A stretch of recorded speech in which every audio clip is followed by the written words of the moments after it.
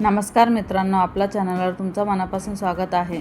आज मी तुमच्यासाठी घेऊन आले अशी एक झणझणीत मसालेदार आणि चविष्ट कारल्याची रस्सा। चला मग कारल्याची रस्सा कशी करायचं मी तुम्हाला स्टेप बाय स्टेप दाखवणार आहे। इथे मी मीडियम साईजचे एक 8 ते 10 लहान लहान कारले घेतलेले आहे। चला मग तो लहान लहान कारले कसे आपण कट करून घेऊ तुम्हाला मी तो दाखवणार आहे। हे बघा, सर्वप्रथम असे आपण तो कारल्याचे कोपरे काढून टाकून घेऊया। हे बघा, कारल्याचे कोपरे टाकले की आपण मधोमध कट करून त्याला गोल आकारात कट करून घेऊया। मित्रांनो, तुम्हाला कोपऱ्याशी कट केलं तर बी चालेल। हे बघा मित्रांनो, तुम्हाला अशी गोल आकारात नको असेल तर तुम्ही चौकोन आकारात बी कट करू शकता। हे बघा, मी तर इथे गोल आकारात सगळे कारले तसेच कट करून घेतलेले आहे।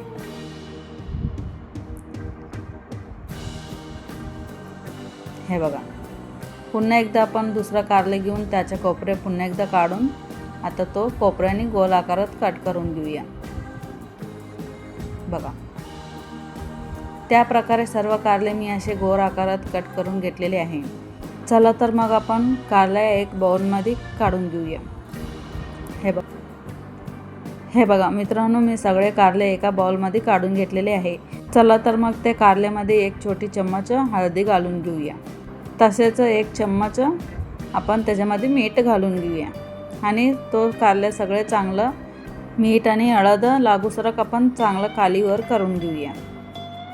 हे बघा, आणि मित्रांनो, खालीवर झाले की सगळे मीठ आणि हळद सगळ्या कारल्याला लागेल। आपण तो लागल्यानंतर एक छोटीशी ढक्कन त्याच्यावर झाकून 10 मिनिटसाठी मॅरिनेटला ठेवून घेऊया। तसेच आपण कारल्यामध्ये घालायला मसाला घेऊया। एक कांदा घेतलेले आहे मी आणि इथे एक टमाटे घेतलेले आहे आणि थोडीशी खोबरं घेतलेले आहे। मग चला तर मग आपण खोबर छोटी छोटी आकारामध्ये कट करून घेऊया। हे बघा, चला तर मित्रांनो, आपण इंडक्शनवर एक स्टील पॉट ठेवून घेऊया आणि आता आपण इंडक्शन बारीक ठेवून घेऊन आणि त्याच्यात खोबऱ्याचे तुकडे घालून घेऊया। हे बघा, आणि मित्रांनो, खोबऱ्याच्या तुकड्यामध्ये आपण थोडीशी तेल घालून तो गोल्डन ब्राऊन होऊसरक आपण चांगलं फ्राय करून घेऊया। हे बघा मित्रांनो, आपण खोबरा घातल्यावर आता आपण चांगलं गोल्डन ब्राऊन होऊसरक फ्राय करून घेऊया। हे बघा मित्रांनो, थोडीशी कलर चेंज झालेली आहे। चला तर मग आता खोबरा गोल्डन ब्राऊन झालेले आहे। चला आता आपण इंडक्शन ऑफ करून घेऊन खोबरं काढून घेऊया। हे बघा, आता खोबरा आपण एका प्लेटामध्ये काढून घेऊया। हे बघा, मी सगळं खोबरं एका प्लेटमध्ये काढून घेतलेले आहे। तसेच मी इंडक्शनवर पुन्हा एकदा स्टील पॉट ठेवून घेतलेले आहे। मी बारीक आकारात कट केलेले कांदा घालून घेतलेले आहे। त्यात आता आपण थोडीशी जास्त तेल घालून घेऊया। आता तो कांदा बी गोल्डन ब्राऊन होऊसरक आपण चांगलं फ्राय करून घेऊया।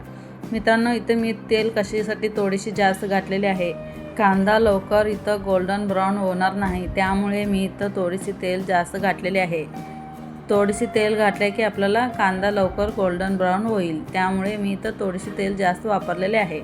चला तर मित्रांनो, इथं कांदा गोल्डन ब्राऊन झालेले आहे। तसेच मी एक टमाटे बारीक आकारात कट केलेले तेच कांद्यामध्ये घालून चांगलं फ्राय करून घेऊया।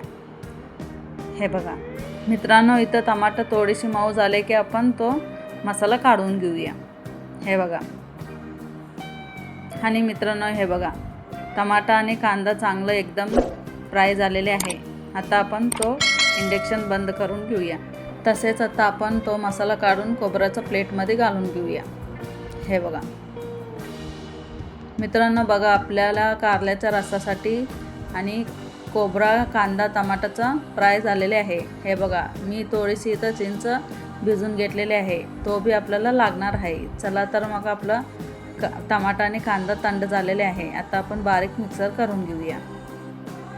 हे बघा, मी सर्व मसाला इथं मिक्सरमध्ये घातलेले आहे। मित्रांनो, तुम्हाला अशीच मिक्सर झाले नसेल तर तुम्ही त्याच्यामध्ये थोडीशी पाणी घालून चांगलं बारीक मिक्स करून घ्या। हे बघा मित्रांनो, एकदम छान मिक्सर झालेले आहे आणि सर्व मसाला एकदम छान बारीक झालेले आहे। चला तर मग आपण कारल्या बघून घेऊया। हे बघा, 10 मिनिट झालेले आहे। हे बघा, कारल्यातून पाणी असं निघणार, तो कडवाट सगळं निघून जाणार. आता आपण चांगलं पाणी घालून तो सगळं चांगलं धुवून घेऊया. चला तर आपण आता इंडक्शन पुन्हा एकदा ऑन करून घेऊया. आता इंडक्शन ऑन केलं की आपण त्याच्यावर एक स्टील पॉट ठेवून घेतलेले आहे. आता आपण त्याच्यात 3 चम्मच तेल घालून घेऊया. हे बघा,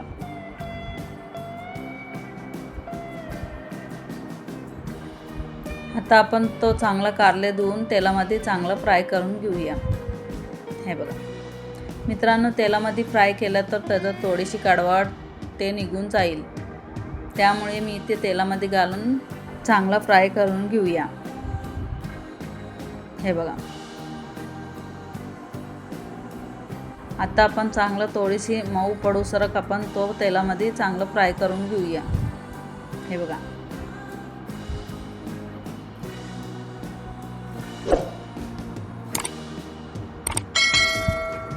हे बघा मित्रांनो, आपल्या कारले थोडीशी मऊ पडलेले आहे आणि आता आपण तो तेलातून काढून घेऊया. हे बघा मित्रांनो, इथे कारले जास्त फ्राय करून घेऊ नका, नाहीतर कारले सगळे कडक होईल, मग आपल्याला भाजीचा रसाला चांगला वाटत नाही. हे बघा, थोडीशी मी तर कलर चेंज झालेले आहे, त्यामुळे मी तर कारले सगळे तेलातून काढून घेतलेले आहे. हे बघा, चला तर आपण तो सगळं कारले काढून घेतलेले आहे. तेच तेलामध्ये आपण केलेला मसाला चांगलं त्याच्यामध्ये पुन्हा एकदा फ्राय करून घेऊया. हे बघा, आणि तेल सगळं तो मसाल्याला ॲब्झॉर्ब करील, त्यामुळे आपण तेलामध्ये चांगला मसाला घालून सगळं चांगलं हलक्या हाताने परतून घेऊया. हे बघा, हे बघा मित्रांनो, सगळं तेल ॲब्झॉर्ब झालेले आहे. आता आपण त्याच्यात 1 चम्मच हळद, 1 चम्मच अद्रक लसूण पेस्ट घालून पुन्हा एकदा परतून घेऊया. हे बघा, तुम्ही बघू शकता मित्रांनो, आपल्या कांद्याचा आणि टमाटा खोबऱ्याचा मसाला केवढा छान रंग आलेले आहे. तुम्ही बी तुमच्या घरात एकदा नक्कीच करून पहा, तुम्हाला नक्कीच खूप आवडेल. तुम्हाला आवडले असेल तर तुम्ही कमेंटमध्ये नक्कीच सांगा. हे बघा, मी 1 चम्मच इथं धनियाचं पावडर घातलेली आहे, तसेच 1 चम्मच मी इथं जिरा आणि सोपची पावडर घातलेली आहे. आता आपण 1 चम्मच गरम मसाला घालून घेऊया. हे बघा, आता 2 चम्मच आपण लाल तिखट घालून घेऊया. मित्रांनो, थोडीशी लाल तिखट मी तर जास्त वापरलेले आहे, तुम्हाला कमी हवे असेल तर तुम्ही कमी बी वापरू शकता. हे बघा, सगळा मसाला घालून मी पुन्हा एकदा इथं परतून घेतलेले आहे. मसाला सगळं चांगला परतून घेतल्यावर आपण त्याच्यामध्ये कारले घालून घेऊया. हे बघा, कारले घातले की आपण पुन्हा एकदा परतून घेऊया. मित्रांनो, हे बघा, कारले त्याच्यामध्ये घालून मी सगळं मसाला लागूसारखं कारल्याचं भाजी परतून घेतलेली आहे. हे बघा, आणि कारल्याला सगळा मसाला लागले की आपण त्याच्यामध्ये चिंचाचं पाणी घालून घेऊया. हे बघा, सगळं छान मसाला आणि कारले परतून घेतलेले आहेत. चला तर मग मी त्याच्यामध्ये थोडीशी चिंचाचं पाणी घालून घेतलेले आहे.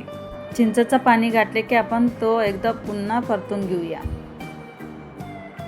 हे बघा, आणि आता आपण 10 ते 15 मिनिटं तो कारल्याला शिजवायला सोडून घेऊया. हे बघा, छान मसाला तयार झालेले आहे. चला तर आपण ढक्कन झाकून 10 ते 15 मिनिट सोडून घेऊया.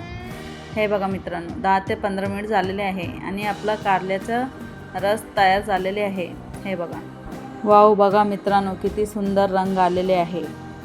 हे भाजी तुम्ही गरम गरम ज्वारीची भाकरीसोबत, बाजरीच्या भाकऱ्यासोबत, चपाती किंवा साध्या भातसोबत अप्रतिम लागतो. एकदा हे पदार्थ वापरून कारल्याच्या भाजी बनवले तर पुन्हा दुसरी रेसिपी करण्याची गरजच भरणारच नाही. जर तुम्हाला हे रेसिपी आवडली असेल तर व्हिडिओला 1 लाईक नक्की करा, कारण तुमचा 1 लाईक आम्हाला अशीच चविष्ट घरगुती रेसिपी घेऊन येण्यासाठी प्रेरणा देतो. तुमच्या मित्रमैत्रिणींनी कुटुंबासोबत हा व्हिडिओ शेअर करा. अशीच सोप्या पारंपरिक आणि चविष्ट रेसिपी पाहण्यासाठी आपल्या चॅनलला सबस्क्राईब करा आणि बेल आयकॉन नक्कीच दाबा. पुन्हा भेटूया अशीच एक नवीन रेसिपीसोबत. धन्यवाद.